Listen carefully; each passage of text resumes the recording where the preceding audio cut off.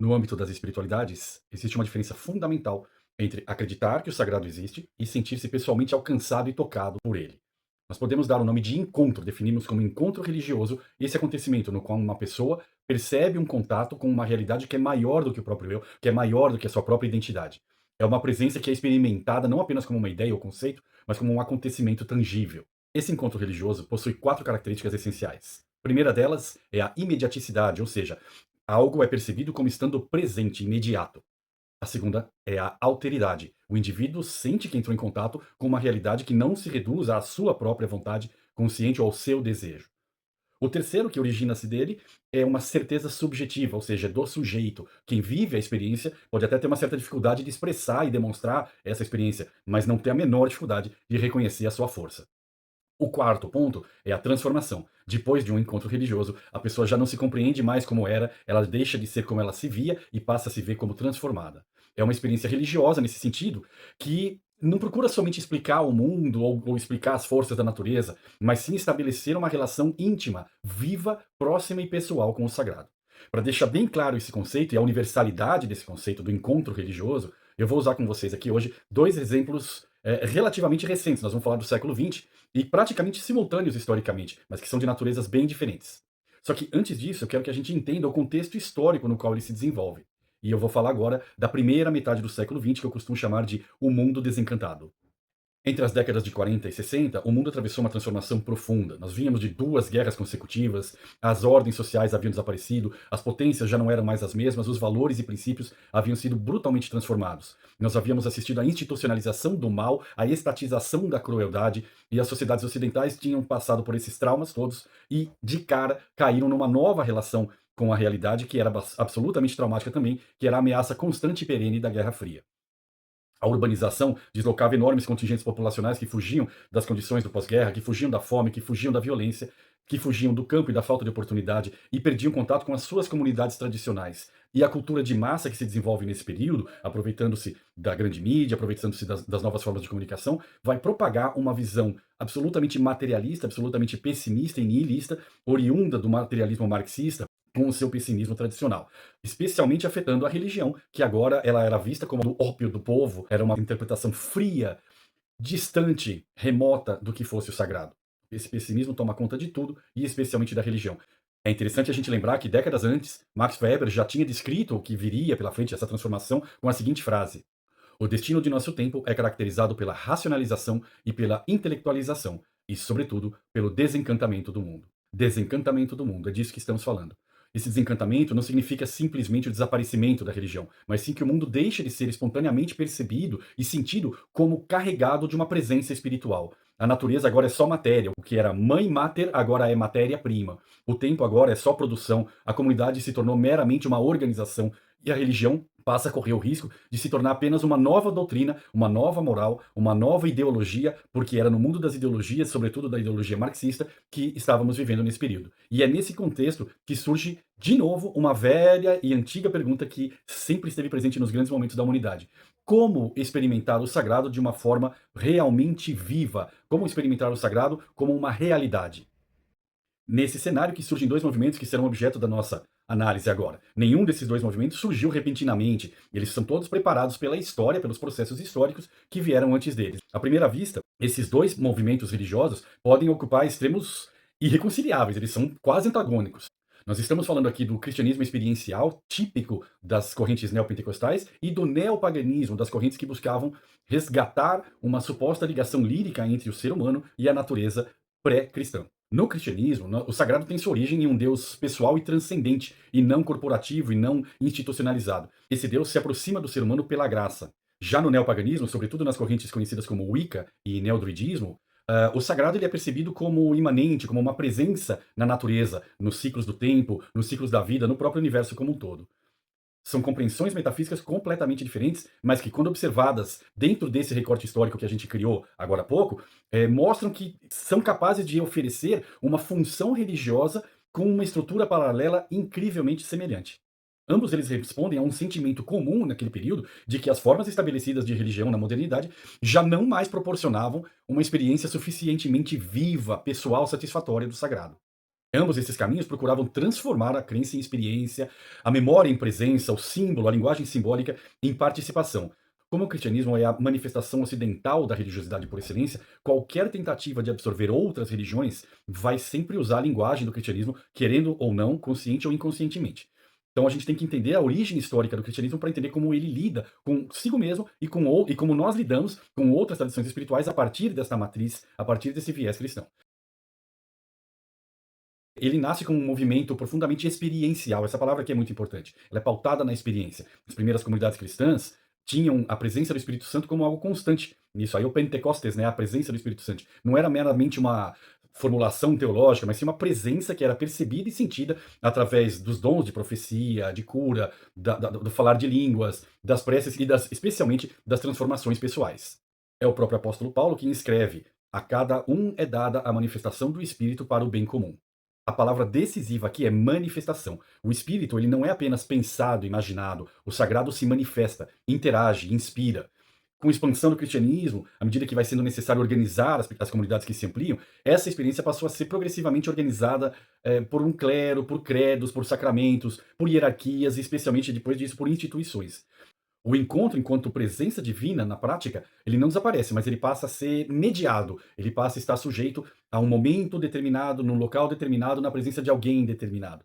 Lembrando aqui da minha experiência na faculdade de teologia, ao longo do tempo nós tivemos diversos movimentos que tentavam resgatar, recuperar essa proximidade com o sagrado. Então nós vamos falar dos pais do deserto, dos místicos medievais como Teresa, da própria reforma religiosa, do movimento do pietismo e especialmente dentro dessa nossa abordagem aqui dos grandes avivamentos protestantes já no século XX. Esses movimentos vão ter origem lá atrás com o trabalho do Wesley como teólogo e depois no século XIX com o movimento Holiness, que é bem interessante, derivado da tradição wesleyana, que tem uma ênfase muito grande na experiência espiritual posterior à conversão. Você passa por um processo de conversão que vai te transformar. Isso tudo é a semente daquilo que viria a ser chamado posteriormente de neopentecostalismo.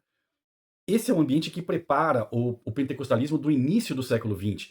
E, sobretudo, no movimento conhecido como de Azusa Street Revival, né, o avivamento da Rua Azusa, lá na primeira década do século XX, a gente vai ter uma consolidação de uma teoria melhor, de uma vivência, na qual a experiência daquilo que é conhecido como o ato dos apóstolos continuava disponível no presente. Ou seja, a partir do batismo no Espírito Santo, nós vamos obter o dom da glossolalia, né, o dom de falar em línguas, nós vamos obter o dom da cura, de fazer profecias, e especialmente crendo sempre na intervenção divina. Tudo aquilo que era dia a dia, que era costumeiro, como relatado nos Atos dos Apóstolos, no próprio Novo Testamento, voltava a ser, a partir do Azusa Street Revival, experimentado e vivenciado pelos seus praticantes. A Azusa Street é um marco, é um momento mais interessante, um dos mais interessantes que eu lembro de ter estudado, vai solidificar e consolidar as bases do pentecostalismo moderno. Nos anos 40 e 50, logo em seguida, nós vamos ter a propagação desse neopentecostalismo com grandes movimentos de cura, usando a mídia moderna, transmissões de rádio, e sempre pautado no quê? No testemunho. Aquilo que eu vivencio e eu transmito para o outro através do meu testemunho vai mudar a realidade.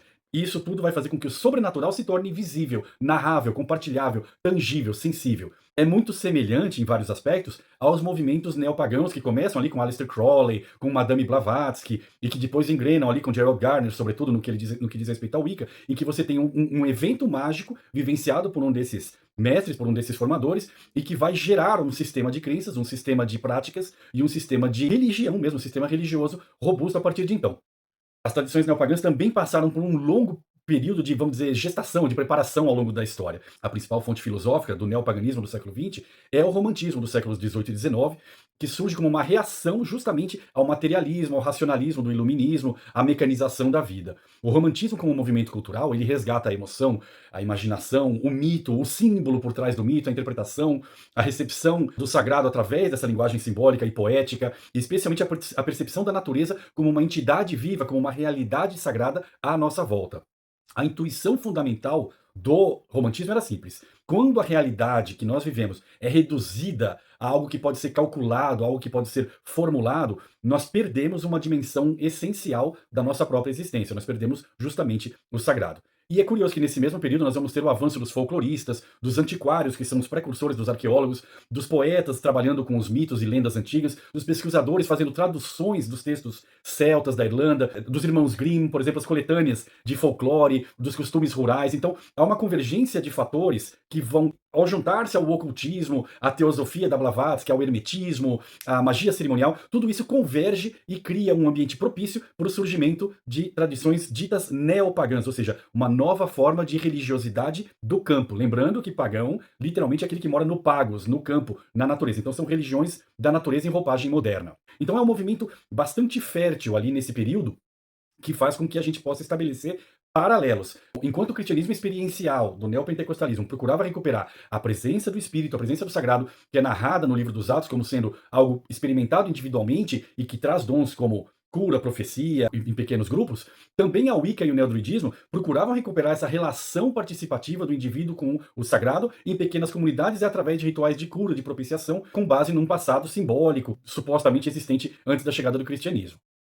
E é precisamente aqui que a gente vai ver como esta comparação se torna mais reveladora. Não porque essas duas tradições, do cristianismo experiencial e do neopaganismo, tenham a mesma prática ou afirmem as mesmas coisas, mas porque elas organizam a sua experiência religiosa, a sua forma de viver religiosa, em estruturas muito semelhantes. No cristianismo experiencial, o encontro pode assumir a forma de uma conversão, de um batismo no espírito, de um processo de cura, da recepção de um chamado, de uma revelação ou da descoberta da percepção da graça na vida das pessoas. Já na Wicca e no druidismo moderno, isso pode assumir a forma da iniciação, o ritual iniciático, da experiência ritual, percepção de uma presença divina na natureza e da participação consciente nos ciclos da natureza. Só que em ambos os casos, isso que é mais legal, o praticante procura passar de uma religião conhecida para uma religião vivida, vivenciada. No cristianismo pentecostal, no cristianismo experiencial, essa autoridade aparece do testemunho. Eu era assim, algo aconteceu e fui transformado. Lembrando que autoridade tem a mesma raiz de autoria, de autor, ou seja, é auto, a pessoa, ela própria, que vivencia, que fala o processo, que apresenta esse processo de transformação. No neopaganismo, a gente não vai ter nada muito diferente disso, porque nós temos o relato da iniciação, de uma experiência ritual, ou de um contato pessoal que é autoral, é individual, com a natureza sagrada. Essa experiência, ela não elimina os textos, as tradições ou os ensinamentos, mas ela passa a ser uma forma de validação religiosa tão válida quanto esses próprios textos. A pessoa acredita porque encontrou e reconhece esse encontro porque percebe os efeitos do encontro, percebe a transformação. E a partir disso, ela vai fazer o testemunho como forma de manutenção, de avivamento ou de reavivamento dessa tradição, mantendo-a viva.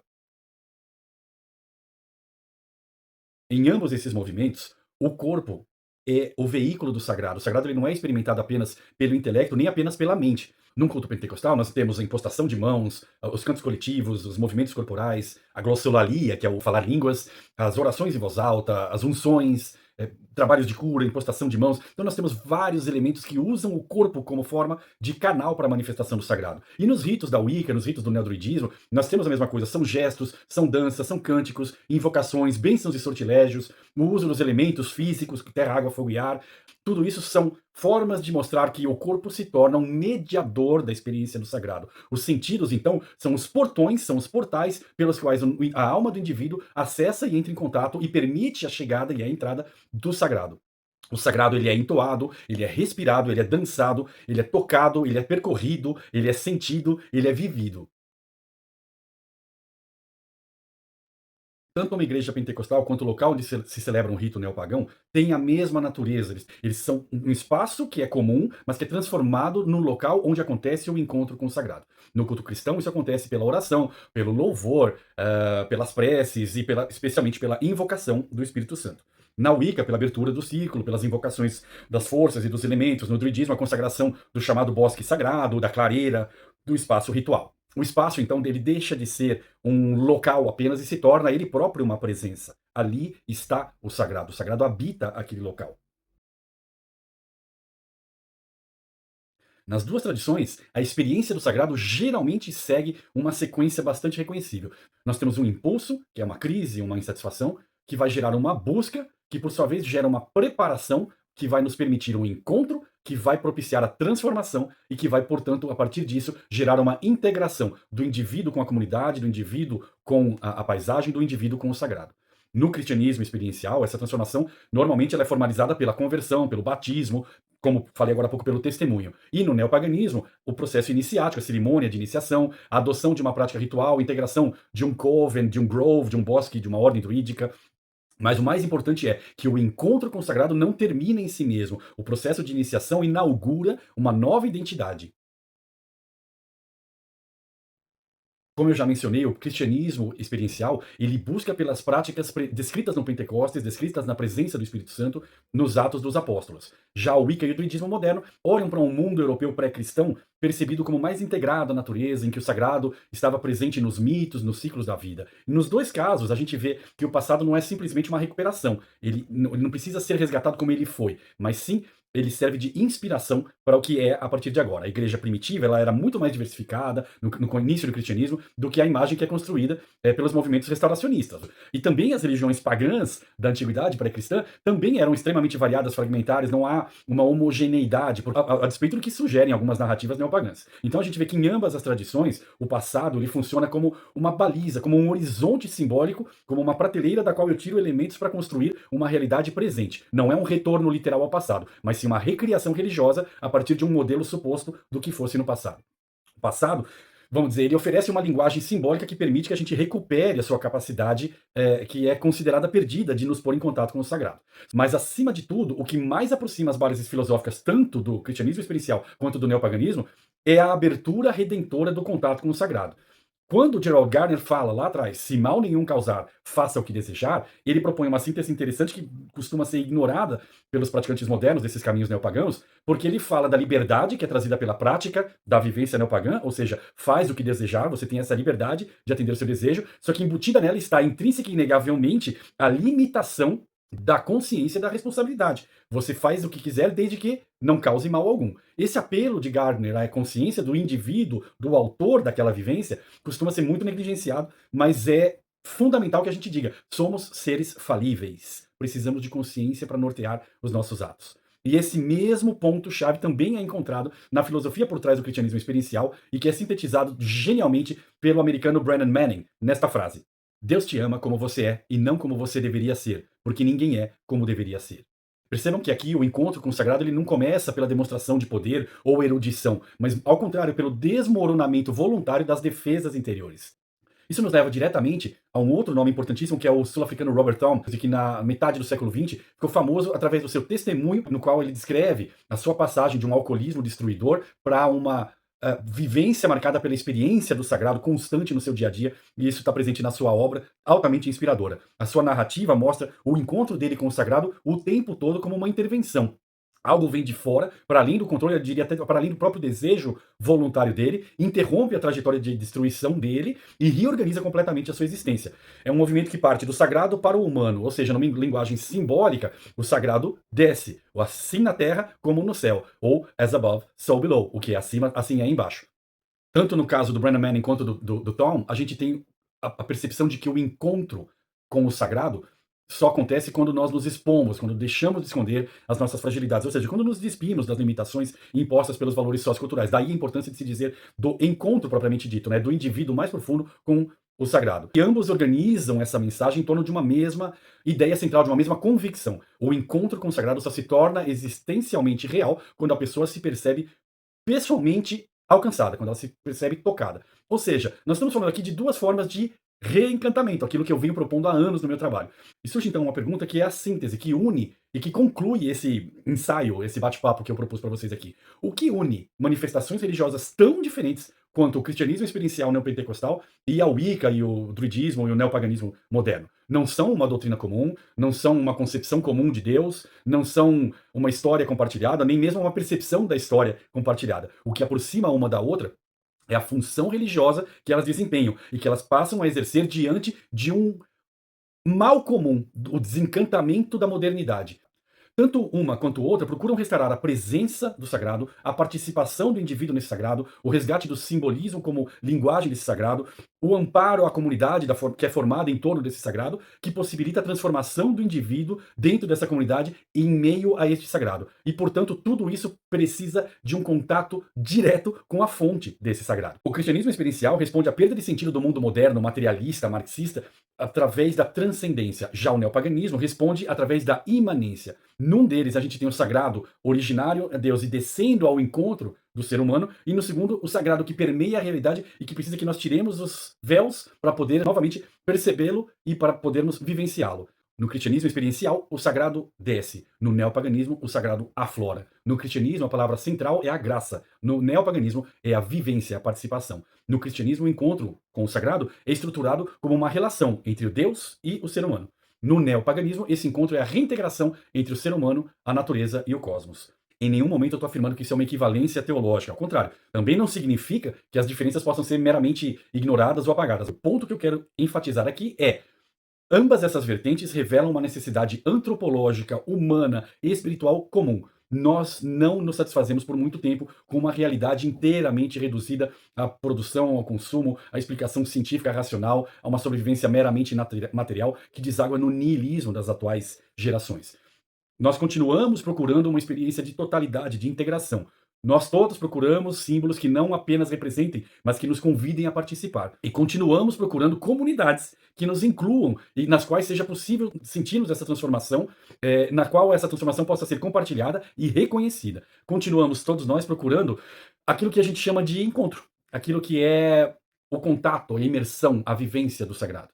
A importância dessas manifestações não está apenas nas respostas que elas podem oferecer, mas também nas perguntas que elas preservam e que elas continuam provocando em cada um de nós. A pergunta fundamental é se o mundo em que vivemos ainda pode ser experimentado como algo vivo. A pergunta que também é feita por essas vivências é se a nossa existência como seres humanos pode ser permeada por algo que é maior do que ela própria. Acima de tudo, no interior de um mundo que é tão desencantado, vivendo nesse mundo tão coisificado, será que nós somos capazes de ainda perceber o sagrado para além do universo das ideias e das teorias antropológicas e sociológicas? O cristianismo experiencial neopentecostal mostra que sim, o neopaganismo mostra que sim. Ambas as duas são respostas paralelas a uma mesma crise. Elas não se complementam na sua metafísica, mas elas podem ser compreendidas como complementares no seu diagnóstico da modernidade, do que é viver hoje, alheios, ou melhor, privados do contato com o sagrado. Tanto o cristianismo experiencial quanto o neopaganismo testemunham por caminhos bem diferentes que a religiosidade humana não pode ser limitada a apenas crer em alguma coisa. O que a gente busca é encontrar o encontro. Especialmente, acima de tudo, o que a gente busca é ser transformado por esse encontro.